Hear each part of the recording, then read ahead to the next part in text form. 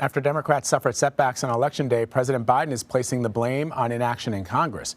Critics say Terry McAuliffe's loss in Virginia and Phil Murphy's close call in New Jersey are a direct rebuke of Mr. Biden's vision for the U.S., but the president claims the problem is not his agenda, but rather the inability of lawmakers to pass it.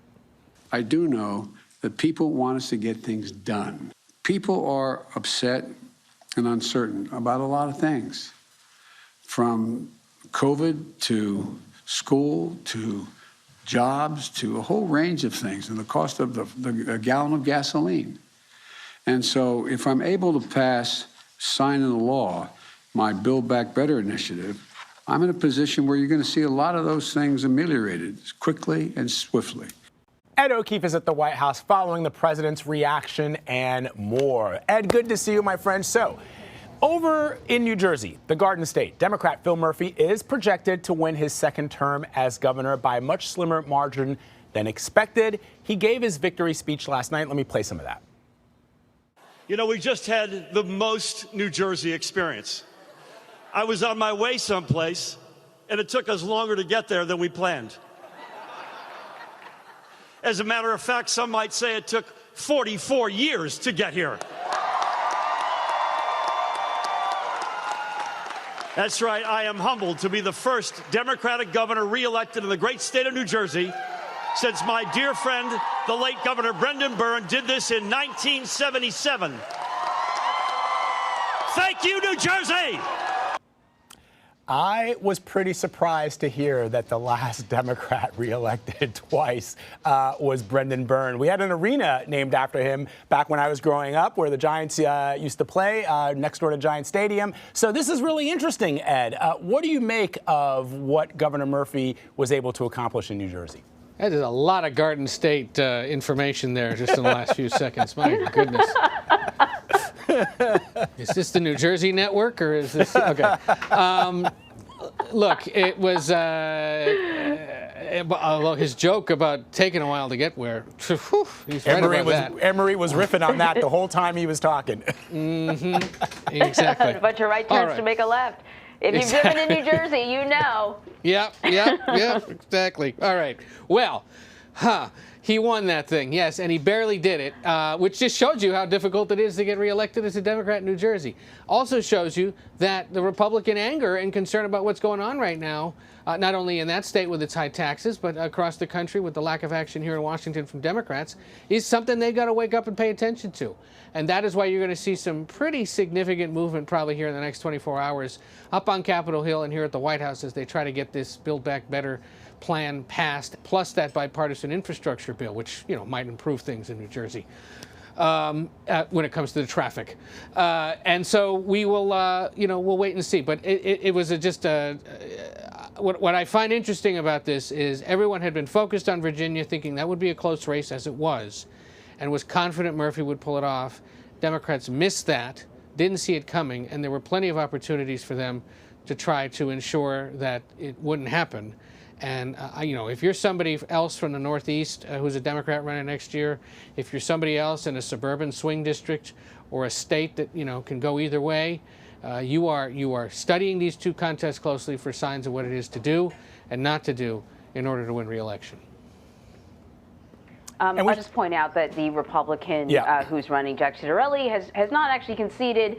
But, the way these things work when you make a projection is it's very clear when you look at the state of New Jersey, sort of the heavily Republican areas and districts are almost all accounted for in terms of the voting. So the expectation that there will be this sort of massive shift is low, just so people can kind of have a better understanding. Sorry, Vlad, were you about to jump in there? No, I was going to mention exactly what you did, that Ciattarelli says, he wants to wait until all the votes are counted, and he essentially said that it's not up to the AP or news organizations like CBS News to make these projections. Ed, I don't know if you want to add to that. Mm-hmm. No, I mean, and that is true. We do not declare the winners. We forecast or project the winners based on results as we're seeing them. And we were texting all afternoon with Anthony Salvanto, our elections and surveys director, yesterday, saying, "What's the holdup here?" And he says, "Well, we're still looking for votes to come in from counties that we know are Democratic and where we think there are potentially tens of thousands of them. Enough of them came in just after the dinner hour last night to allow us and other news organizations to say that when all is said and done, Murphy's expected to win." Right. And I don't think there's an automatic recount in New Jersey, but I don't sort of. But well, go ahead. I see it. We have jumped so far deep into New Jersey already. I wouldn't know. Okay, I'm sorry. You're right. You're right. I don't know. I don't even know why we're doing Sharon because says really what I want to talk not. about. Yeah. So really what I do want to talk about though is sort of a little bit further south where you are in Washington, D.C. And, you know, one of the arguments has been, not just for New Jersey, but also in Virginia, that the Democratic, candidates who are running there really focused on these more national issues and not local issues. And the problem with the national issues is not much is getting done in Congress right now, which brings me to House Speaker Nancy Pelosi, who says that paid family leave is back in the Democrats' social spending bill. And she says, listen, the House is going to vote today or tomorrow. It's going to vote this week. The only problem is Senator Joe Manchin does not like paid family leave. I want to play a little bit of what he had to say on MSNBC this morning. I do not object to it at all as far as the concept of paid family leave. People should be able to have family leave as they need it, but also we should be paying into it from same as we do Social Security. It's employer-employee participation. So the president says we need to get more done, like right now. Could this move just set the Democrats back or set them up rather for a longer stalemate? I don't see how they get this passed by the end of the week. That's House Speaker Pelosi's plan, is to hold a vote on this bill by the end of the weekend, probably is how she would define the end of the week at this point.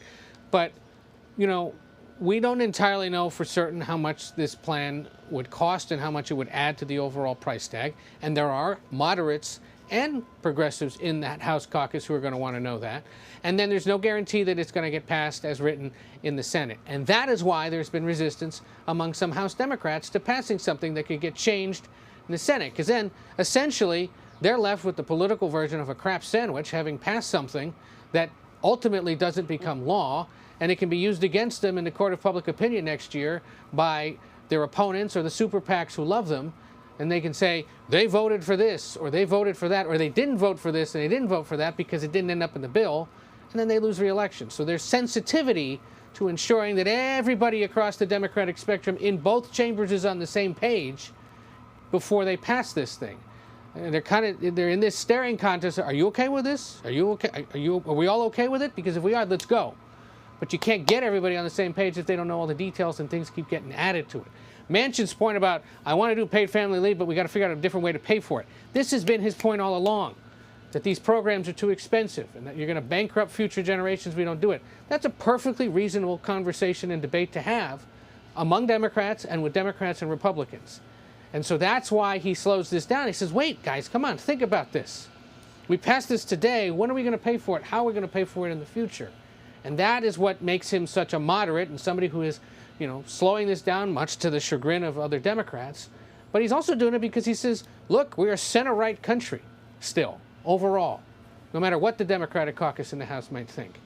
And you have to get to consensus. And part of that consensus is making sure these things get paid for. So how you do that by, say, Saturday night or Sunday, when you still have these kinds of disagreements and questions about how things are being paid for, I don't know. Yeah, because we don't know much on what the cost to cover 4 weeks of paid leave will be and how it compares to other budget items, right? Right. We don't. And the White House has put out a lot of information this morning about how the thing could be paid for overall, trying to signal to those concerned about the price tag that, don't worry, we've got this thing covered based on fees, based on closing loopholes, based on some new taxes for the wealthiest. So let's go. We'll get there. Don't worry about it. But again, as is his right, as is his prerogative, Manchin may try to slow this down and say, guys, I got to know this before you go ahead and do it. So I want to move on to something that we brought up right at the beginning of the show. This morning, the Biden administration finally released guidelines for the federal employment COVID vaccine mandate. What do we know? What are the details? The deadline is not until early next year, but what else do we know? It's going to affect about 80 million workers in the private sector, according to the White House. Employers now have 30 days to determine whether or not they're going to have a vaccine requirement or set up a testing system. Testing, isn't necessarily something your employer would have to pay for. You might have to shoulder that cost as an employee who opts not to get vaccinated. It depends on where you are, what kind of work you do, what state you're in. But it would essentially require, under federal regulation now, that unvaccinated workers get tested once a week. They got to wear a mask if they don't get vaccinated. Obviously, there's medical and religious exemptions as well. And as you pointed out, this would begin with the new year, January 4th, when, by the way, a lot of big companies in this country have said the work from the office programs begin again. Remember, they were delayed from September and October when the Delta variant came through, and they said, okay, let's wait till January. January 4th now essentially lines up with the return to the office policies that so many big corporations are implementing across the country. And it's 100 employees over the size of the entire company. So while there may be like 20 who work at a branch office here and 50 who work at a branch office elsewhere, and you get the other 100 through other ways, it doesn't matter.